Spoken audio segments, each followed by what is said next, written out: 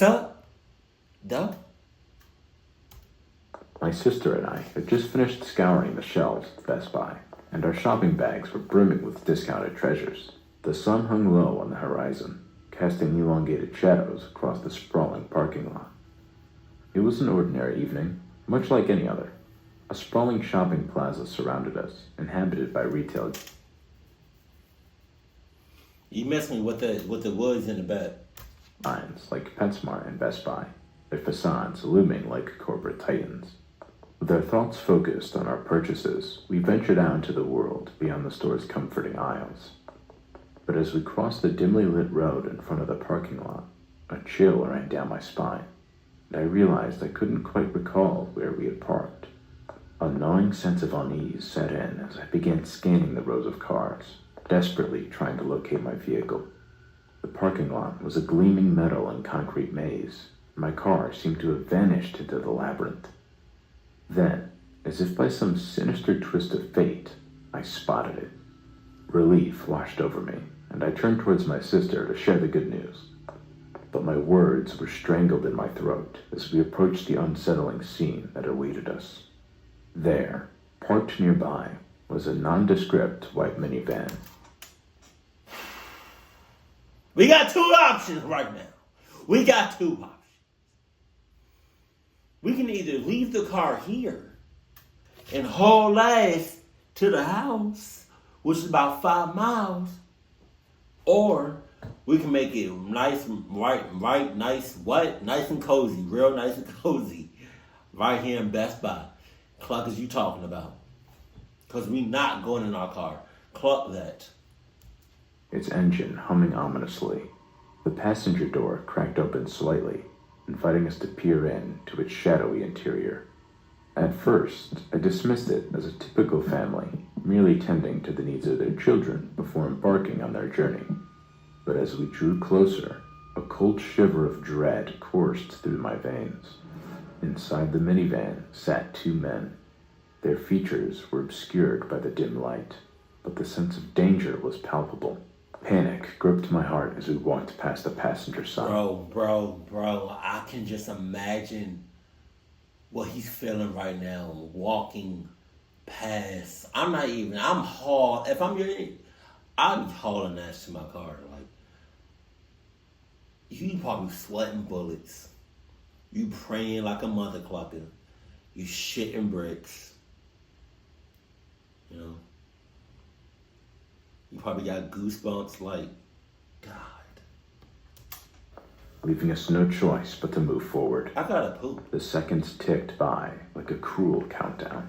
Then, with a malevolent slowness, the passenger door creaked open further, revealing a bald-headed man. His eyes bored into us, and his lips parted in a chilling greeting. Hello. Fear clamped down on my chest. Without a second thought, I yanked my sister's arm, adrenaline surging through my veins. My car, our sanctuary, was only a few steps away. I fumbled for my keys, clutching them like a makeshift weapon, and we sprinted towards the vehicle. The minutes that followed felt like an eternity as we flung ourselves into the car and locked the doors with trembling hands. Our breaths came in ragged gasps, our hearts hammering in our chest. The man's voice still echoed in our minds, a sinister refrain. As if rehearsed in a twisted performance, the 2 men emerged from the minivan. They stalked the parking lot, their predatory eyes scanning the vicinity, hunting for us. My sister and I huddled in the car, hidden in the shadows. Drive! They were coursing through us. The realization struck like a thunderbolt. This was no random encounter. Human trafficking was an all too common menace. Bro, how many times am I gonna hear the word or the phrase human trafficking? Jesus. Our area, a silent terror lurking in the shadows. I shuddered to think of the horrors that might have befallen us had we not reached the safety of my car. We remained hidden, clutching our phones like lifelines, waiting for the sinister figures to disappear. Eventually, they gave up their search, returning to the minivan like phantoms vanishing into the night. Breathing a sigh of relief, We watched as they retreated, our car cocooning us in safety. Only then did we dare to start the engine and navigate our way out of the parking lot.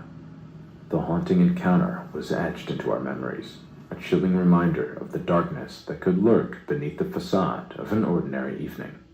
We drove home in silence, our hearts heavy with the knowledge that we had narrowly escaped. I would not be driving home in silence. I would be driving home praising God.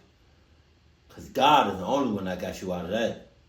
I'll be praising God. I'll be blasting gospel like. Too horrifying to contemplate.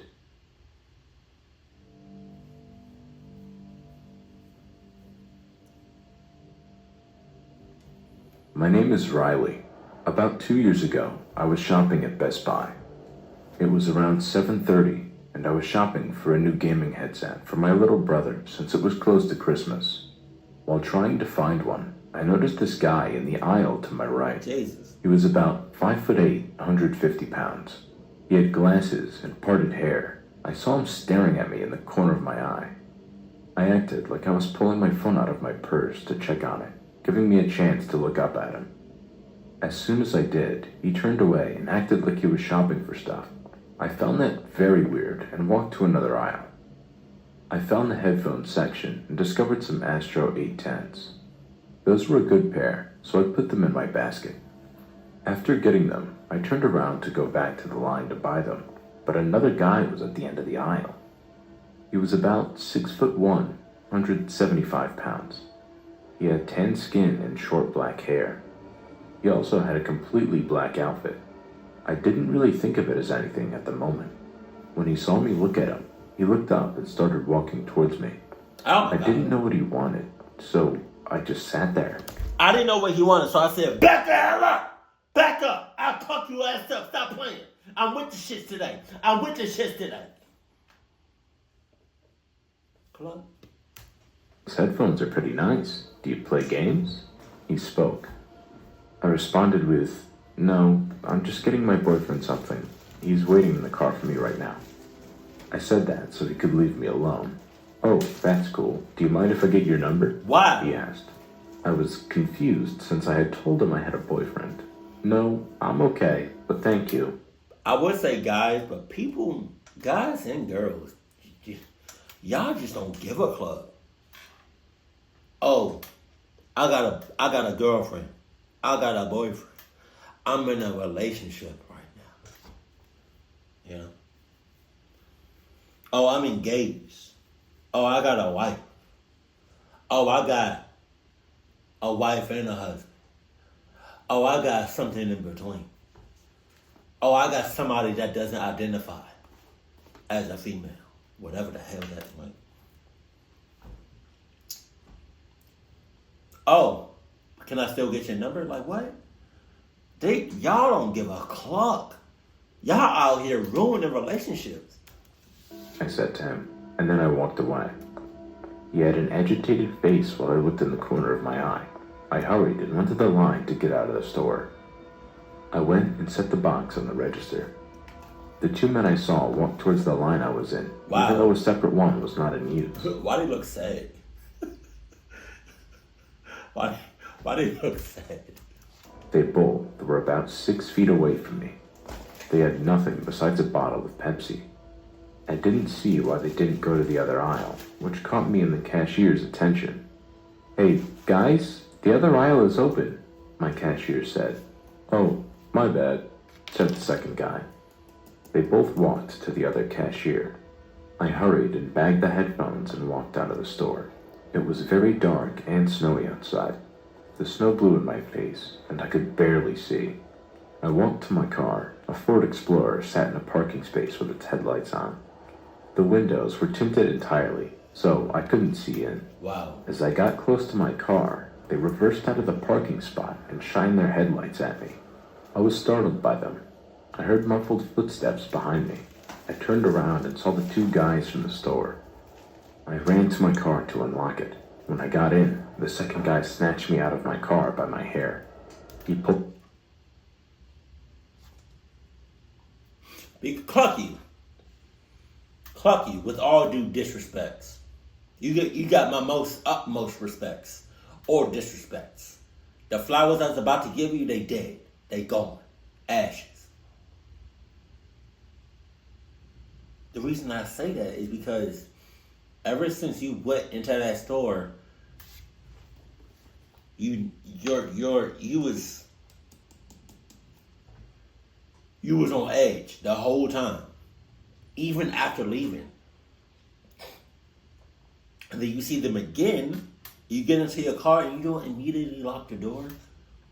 Clock you. And I hope you get what you deserve. My head back and put a knife to my neck. "Where's your boyfriend?" he asked. The man with the glasses snatched my purse and put it in the Ford Explorer. When he opened the door, I could see another guy in the driver's seat. Damn, it was The three man guys. started to guide me to their car. I resisted, but he pressed the knife deeper into my neck. "If you try that again..."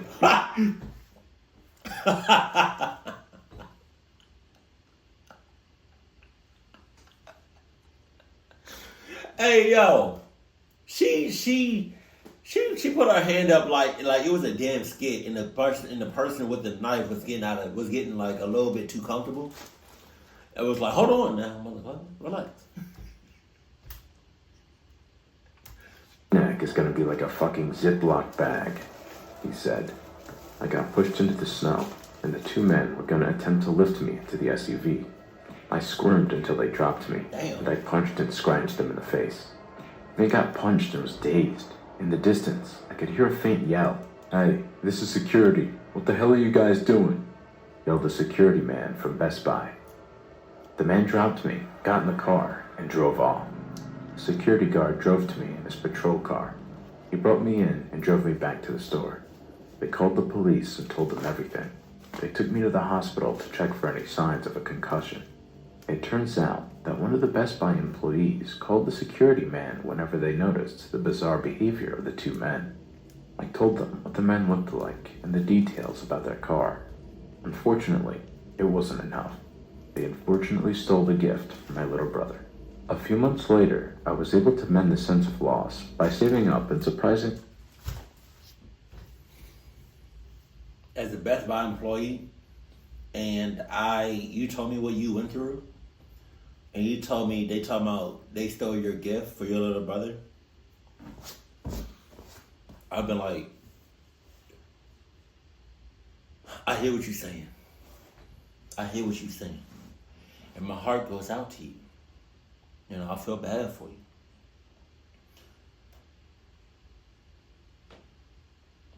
But you still gotta buy another one. I'm sorry. We don't do insurance here.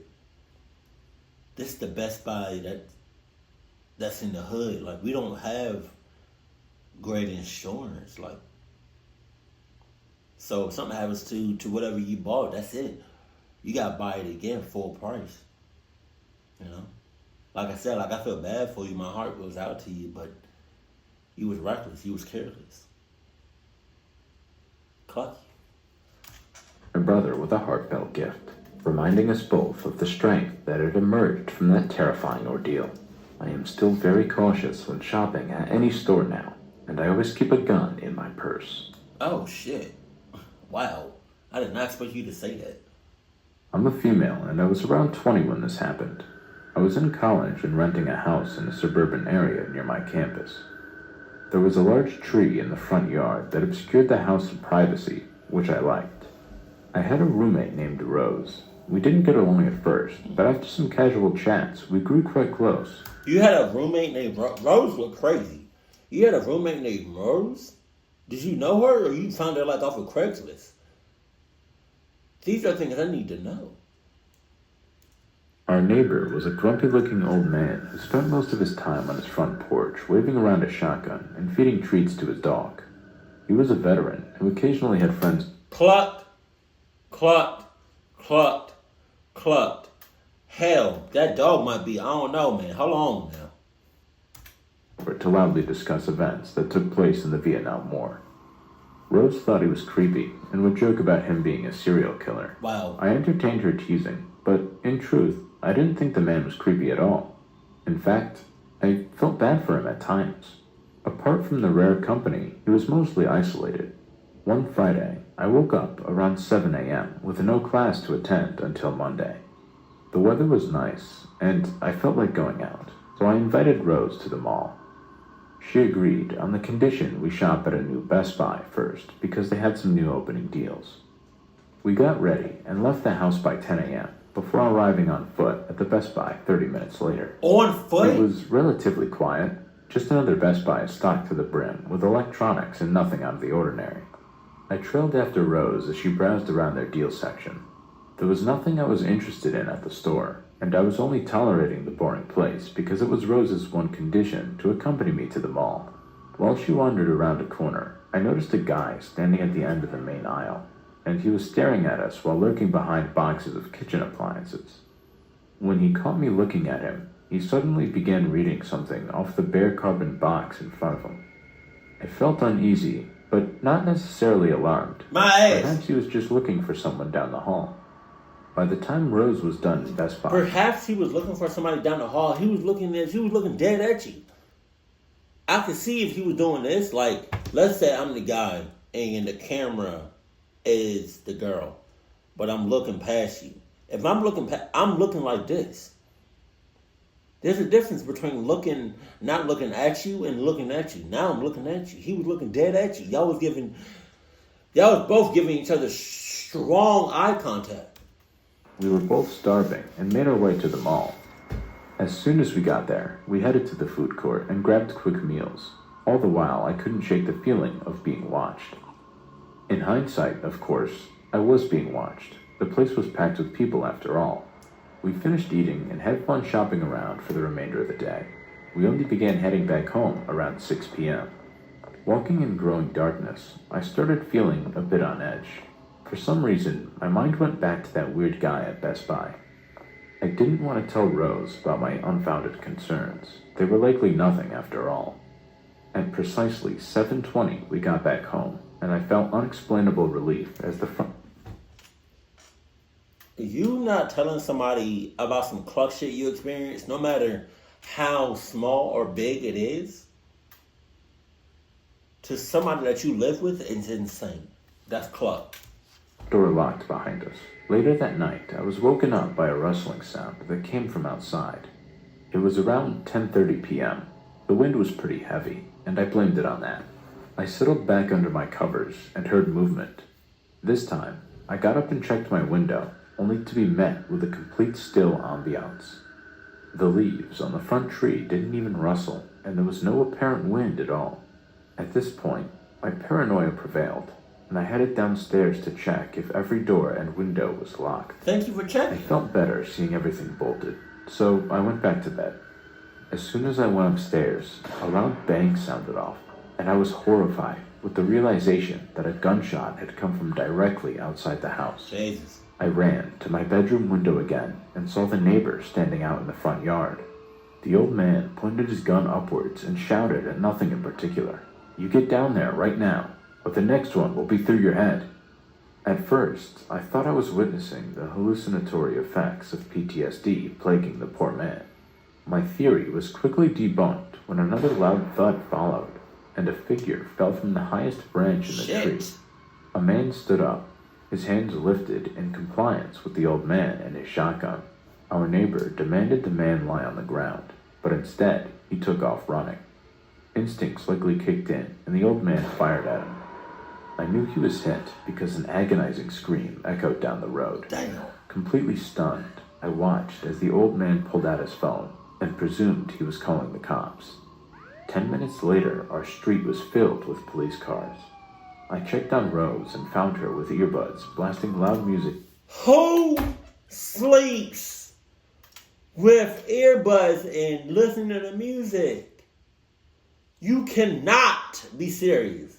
Rose, she might have to let Rose go, because god damn. Even if you had him on like transparency mode, nah. Into her ears. She didn't even hear a thing. When I explained everything to her, she was shaken up and near tears. The cops knocked on our door after arresting the injured man. They took my statement after it was discovered that this was the same man from Best Buy.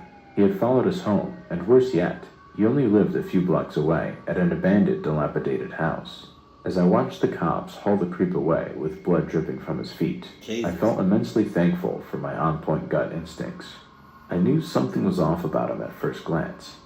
Apparently, people in the neighborhood had been complaining about this man for some time, as they spotted him wandering around drunk or dragging heavy bags around with no explanation.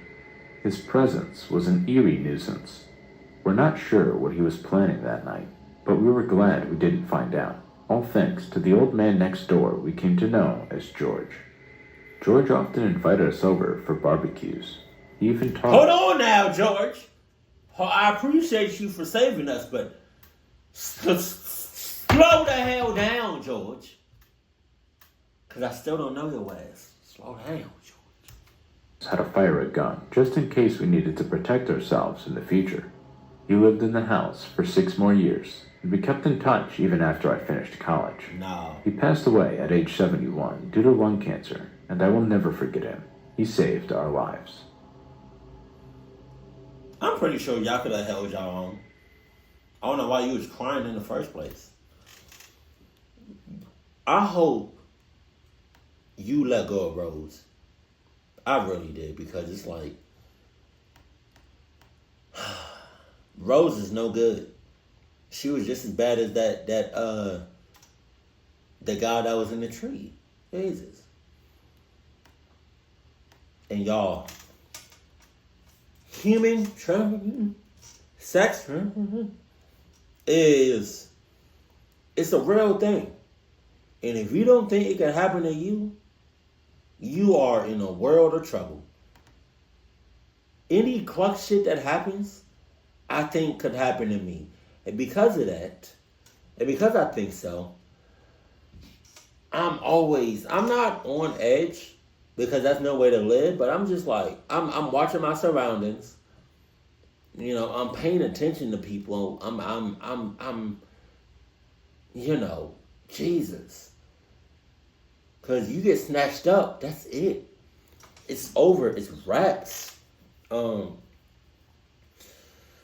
that's all I gotta say about that. I'm sore as hell. Keep it cool, keep it classy. And I love you. Stay happy. My family.